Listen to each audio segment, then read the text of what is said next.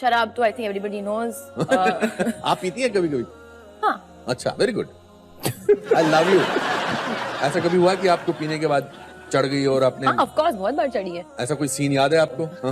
Disclose कर दूं अभी? हाँ, आप करो ना प्लीज. फैमिली शो है. फैमिली शो है, फैमिली वाले मेरे भी पीते हैं. अच्छा. कुरान मजीद में साफ लिखा है, सूरह मायदा में सूरह नंबर 5 आयत नंबर 90 में, या अय्युहल्लज़ीना आमनू इन्नमल खम्रु वल मैसरू वल अंज़ाबु वल अज़लामु रिज्सुम मिन अमली शैतान फज्तनिबू लअल्लकुम तुफ्लिहून. कुरान मजीद में अल्लाह ताला फरमाते हैं सूरह मायदा में सूरह नंबर 5 आयत नंबर 90 में, या अय्युहल्लज़ीना आमनू, ए मोमिनो, इन्नमल खम्रु वल मैसरू, बेशक खमर नशे वाली चीज और जुआ खेलना, वल अनज़ाब वल अज़लामु, फांसे फेंकना और बुत परस्ती करना, रिज्सुम मिन अमली शैतान, ये शैतान के हथकंडे है, शैतान के हथियार है. फज्तनिबू लअल्लकुम तुफ्लिहून, आप इससे बचो ताकि आप फला पा सको. कुरान मजीद में खमर, नशे वाली चीजें मुसलमान को लेना हराम है. ये पैगाम बाइबल में भी कहा गया है. जब आप बाइबल पढ़ेंगे, book of Proverbs chapter number 20 verse number 1 में, wine is a mocker, whoever has it is deceived. जो शराब है वो अक्सर बहकाती है और जो कोई इसे पीता है वो बहक जाता है. बाइबल में लिखा है बुक ऑफ एफिसियंस में चैप्टर नंबर 5 वर्स नंबर 18 में, be not drunk with wine, आप शराब मत पियो. ना ही इस्लाम और ईसाईयत में शराब पीना हराम है, हिंदुइज्म में भी शराब पीना हराम है.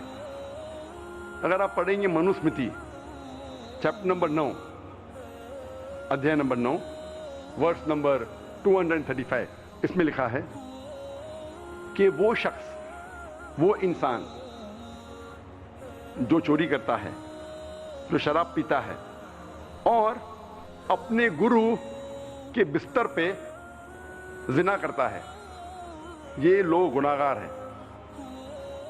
और आगे लिखा है वर्स नंबर 238 में मनुस्मृति चैप्टर नंबर 9 अध्याय नंबर 9 वर्स नंबर 238 कि ये लोगों से जो गुनाह करते हैं, जो शराब पीते हैं, आप इनसे बात भी मत करो, आप इनके साथ खाना भी मत खाओ और इन लोगों के साथ शादी भी मत करो और इनको देश से बेदखल करो. और कई श्लोकास है हिंदू मजहबी किताबों में जिसमें लिखा है शराब पीना मना है. शराब पीना मना है लिखा है मनुस्मृति में chapter number 11 verse number 94, Manusmriti chapter number 11 verse number 55, Manusmriti chapter number 9 verse number 225, Manusmriti chapter number 7 verse number 47 to 50 और ऋग्वेद बुक नंबर 8 अध्याय नंबर 2 श्लोका नंबर 12 में और ऋग्वेद किताब नंबर 8 अध्याय नंबर 21 और श्लोका नंबर 14. इन हवालात अगर आप पढ़ेंगे, इन सारे हवालात में लिखा है कि शराब पीना हराम है.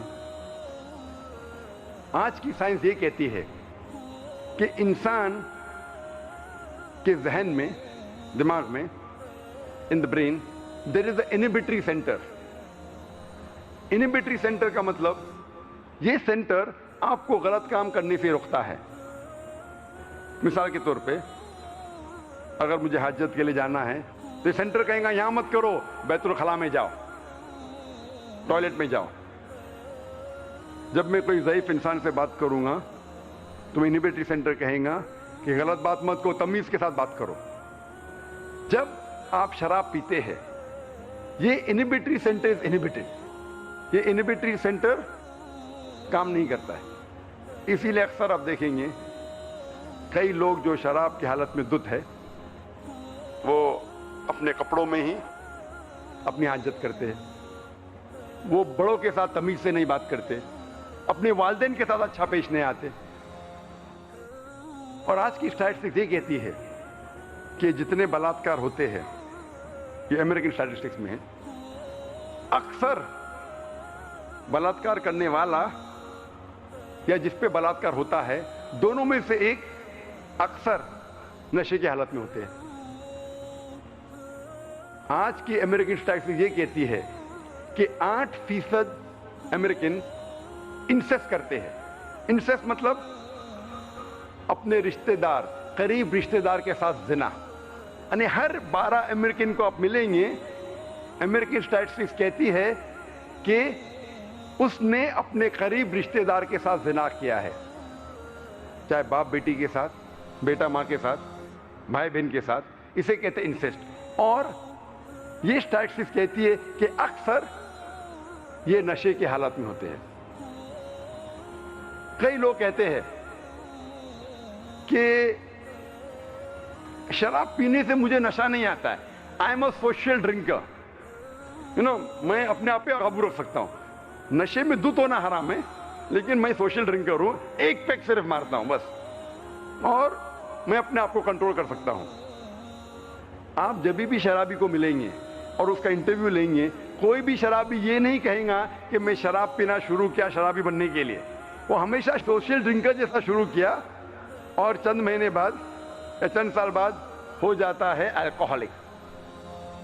اور جب آپ دیکھتے ہیں, آپ کوئی بھی سوشل ڈرنکر سے ملو جو 1 سے زیادہ سال سے پی رہا ہے شراب, اور اس کا انٹرویو لو اور اس سے پوچھو کہ کم از کم ایک بار تم نشے کی حالت میں تھے کیا نہیں, کم از کم ایک بار تو نشے کی حالت میں ہوں گے, اور اسے قبول کرنا پڑے گا. اور اس ایک بار جب آپ نشے کی حالت میں ہوتے ہیں اور اس وقت اگر کچھ غلط کام کرتے ہیں, اگر زنا کرتے ہیں, اگر بلاತ್ಕಾರ کرتے ہیں, آپ اپنے آپ کو کبھی بھی نہیں معاف کر سکیں گے. اسی لیے اللہ کے رسول محمد صلی اللہ علیہ وسلم فرماتے ہیں, لکھا ہے اپنے ماجہ میں جلد نمبر 4 چیپٹر نمبر 30 حدیث نمبر 3371 میں اللہ کے رسول فرماتے ہیں, شراب سارے گناہ کی جڑ ہے.